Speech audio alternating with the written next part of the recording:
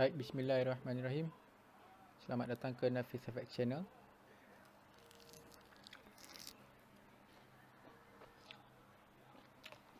Baik, untuk video kelima,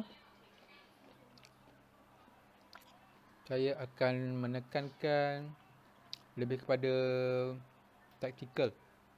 Sebab saya tak nak cerita pasal technical lagi lah. Adalah kita akan masuk sikit-sikit bab technical. Sebab kebanyakan video kat sana, dekat YouTube kat sana, banyak yang dah diajarkan tentang technical. Macam-macam teknik ada kan dekat YouTube. Price action, BBMA, sifu-sifu yang power-power kan.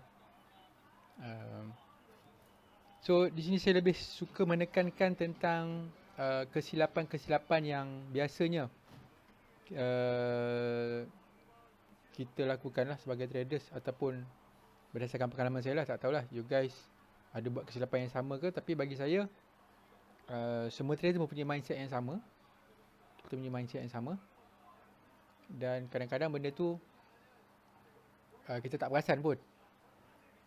Jadi untuk video kali ni saya akan tekankan tentang beberapa perkara yang diharapkan dapat membantu para traders untuk tengok balik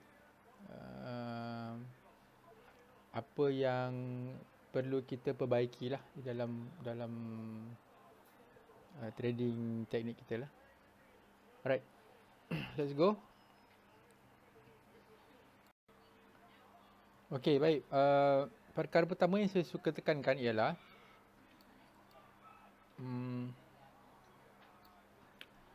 cuba elakkan. Pertama saya tulis kat sini. Cuba elakkan melihat wave di time frame yang besar. Pertama. Alah, nombor satu. Okay. Baik. Kenapa? Cuba elakkan melihat wave di time frame yang besar. Okey. Contohnya, kalau kita biasanya kita akan tengok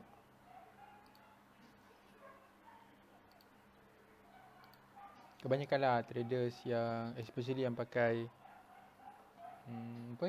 price action kan, naked chart. Dia akan tengok 1 hour, H4 ataupun daily. Yang saya tengok dekat banyak rakan-rakan semualah dia buat. Okey, kalau kita tengok H1 contoh katalah kita tengok H1. Tanam yang besar. Kita tengok sini ya. Gold. Especially bila kita menggunakan gadget seperti handphone ataupun tablet, setiap pagi kita pasti akan tengok starting dia kan, dia opening dia di sini kan. Opening ni satu hari. So opening kita akan tengok di sini. So bila kita tengok di handphone, secara tak langsung, bila kita tengok time frame yang besar, secara langsung dalam mindset kita akan pertama ada demand zone di sinilah. Dan saya 95% percaya yang ramai akan buy dalam this zone. Fine. Okey, tetapi yang saya cuba katakan ialah kita akan timbul satu mindset di mana mengatakan sini pun ada satu demand zone, mengatakan market dah terlalu rendah dan kita automatically mindset kita akan kata nak buy. Terus kata nak buy. Sebab apa? Mindset kita dah kata market dah rendah sangat. Semalam dah drop teruk. Bila kita kira candle pun tengok semua dah merah. Takkanlah hari ni nak merah lagi kan? Dia akan timbul perkataan takkan. Dalam forex trading ni dia tak ada satu istilah yang tak akan, impossible. Sebab everything is possible. Sebab kalau kita tengok nombor kat tepi ni, dia daripada 0 kat bawah, 0 jauh kan, 0 sampai kelah nombor infinity. So kita tak boleh kata yang ini ialah terlalu rendah. Tak kisahlah, contoh kata kalau macam EU 20 years low ataupun gold sendiri dia dah buat berapa highest in history. Dia naik berapa 26 tu hari lah. 2062 Sekejap kita tengok time frame yang besar. Tengok H4 H4 dia naik dalam history paling tinggi. Ni dalam sejarah paling tinggi di sini ada sejarah 70.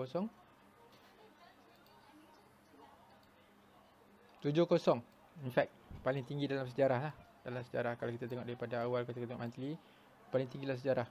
Okay, so kalau kita menggunakan mindset yang mengatakan dah terlalu tinggi, maka dah tinggi. Kat sini pun kita dah start tu cari sell. Sebab kita tengok belah sana dah tak ada resistance yang nak jadi dia nak resist the price tu. Jadi kat sini kita dah start to sell. So apa jadi? Bila kita tengok time frame yang besar, kita akan ada mindset, sentiasa ada mindset yang kata ni dah tinggi, ni dah tinggi sampailah kita MC dan barulah market tu turun. Sama juga dalam keadaan sekarang, dalam keadaan situasi semasa, kita tengok saya tanda tadi, saya makin tadi. H1 ya. Tengok balik H1.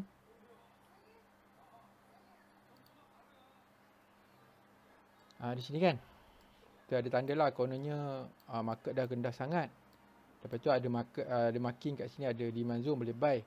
So apa terjadi bila kita ada that kind of mindset, kita akan keep in mind kita nak buy je. Kita nak cari buy je kan.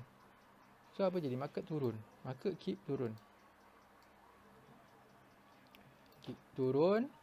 Lepas tu masih lagi dalam mindset kita nak cari demand zone ataupun support di sini. Ada support. Lepas tu kita pun nak buy lagi di, kalau kita ambil yang ni masih lagi nak pakai demand zone ataupun engulfing di sini. So kita akan buy pula dekat di zone kan. Ni kalau pakai H1 lah. Kalau pakai H4 lagi lah. So tak jumpa, dia break juga. Kita pun mulalah tukar kepada time frame yang lebih besar. Nak cari juga satu kawasan ataupun demand zone yang boleh kita buy. Padahal market tengah downtrend. Tapi disebabkan, inilah yang saya katakan kesilapan kita yang ada mengatakan ni dah terlalu tinggi, ni dah terlalu rendah. Macam tadi kan kita tengok H1 dah terlalu rendah. Kat sini kita pun buy sampai sini. Hari Sabtu itu hari saya ada buat satu video berkenaan dengan perkara yang sama juga. Saya kata akan ada yang buy di sini sebab di sini ada demand zone. Akan ada, dan saya pasti hari ni ada yang buy di dekat zone sini. Lepas tu apa jadi? Bila kita tengok time frame yang besar, kita dah kata ni dah rendah sangat ni, dah boleh buy ni. Kan? Kita pun buy dekat kononnya. Kita pun nampak lah ada satu apa dia panggil? Resistance become support. Kita pun buy kat sini. Buy nak dapat pucuk akar kononnya kan, nak dapat pucuk akar. Okay, padahal market tengah, obviously market tengah downtrend ke bawah. Alright. Tak salah, teknik tu tak salah, betul dah. Cumanya yang salah ialah apabila kita ada mindset yang mengatakan market ni dah rendah sangat, market ni dah tinggi sangat. Bila kita ada that kind of mindset, automatically kita akan tinggalkan SOP kita, terus kita nak masuk. Sebab frankly saya ada login salah seorang punya investor password. Apa yang saya tengok cara dia trade, dia banyak menggunakan teknik ni dah rendah sangat, ni dah tinggi sangat. Itulah teknik sebenarnya yang dia gunakan secara tidak sedar. Okay, kat sini ada lagi satu.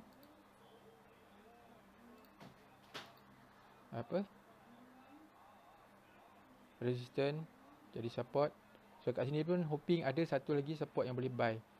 Kan, padahal market tengah downtrend. Jadi kesimpulan dia yang pertama tadi, apa dia? Jangan ada mindset mengatakan market harga dah rendah sangat ataupun harga dah tinggi sangat. Back kepada kita punya teknik, whatever teknik yang guys pakai ikut SOP tu.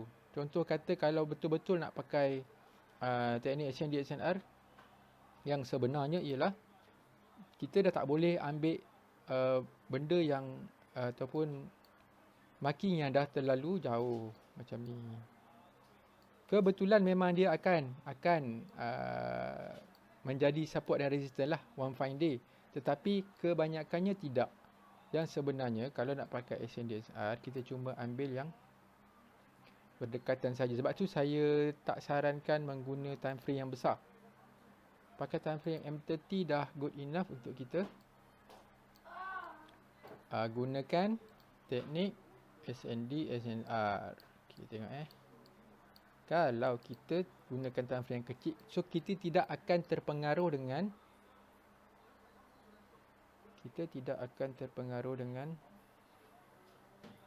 Masya Allah, macam mana dia delete remove all drawings. Alamak, indikator pun buang, tak apa. Kita tidak akan terpengaruh dengan market yang terlalu jauh ke belakang. Yang kita punya ni sampai sini je, sampai mungkin 2-3 hari sebelum saja. Bila kita tengok 2-3 hari sebelum saja, so kita akan nampak market tu tengah down. Kita dah tak peduli dah market expo yang naik itu hari, kan? Kita cuma peduli yang ni. So bila kita peduli yang ni, kita akan cari, secara tak langsung kita akan cari minor SNR, okay, breakout, okay, barat dia ni naik sini lah. Kalau nak guna SNR lah, naik sini dan kita akan sell, kan? Tapi itulah sebab tu saya pun tak guna dah SNR ni, SNR. Lepas tu cuma nak bagi tahu yang kalau nak guna, ambillah time frame yang kecil so that kita boleh dapat tanda yang berdekatan sahaja. Supply yang berdekatan and then support yang berdekatan, nampak? Bagi saya SNR ni once dia break bermakna dia nak retrace dan pergi ke bawah macam tu. Where else SND pula, aduh, dia tak nak pegang pula. Okay, SND pula, supply ni pula, kalau dia break bermakna dia nak bertukar arah. Contoh katalah market break ke atas, kan? Dia break ni bermakna dia nak masuk sini dan bertukar arah. In another hand, SNR pula, kalau dia break bermakna dia nak balik sini dan meneruskan perjalanan. Saya suka pakai minor SNR yang mengikut arah je. Dan SND ni dia akan patah balik atas sikit daripada SNR dan masuk untuk sell. Kebanyakannya akan sampai sini atau sampai sini baru dia turun. That's why saya suka pakai Fibonacci retracement ni. Sebab apa? Dia akan sampai ke dua-dua zone saya. Dua-dua tempat, sama ada SNR ataupun SND. Dia dah cater, dia dah cover dah untuk SND dan SNR. Untuk kita masuk position. So tak memerlukan lagi. Sikit kepala lah pakai cap ni.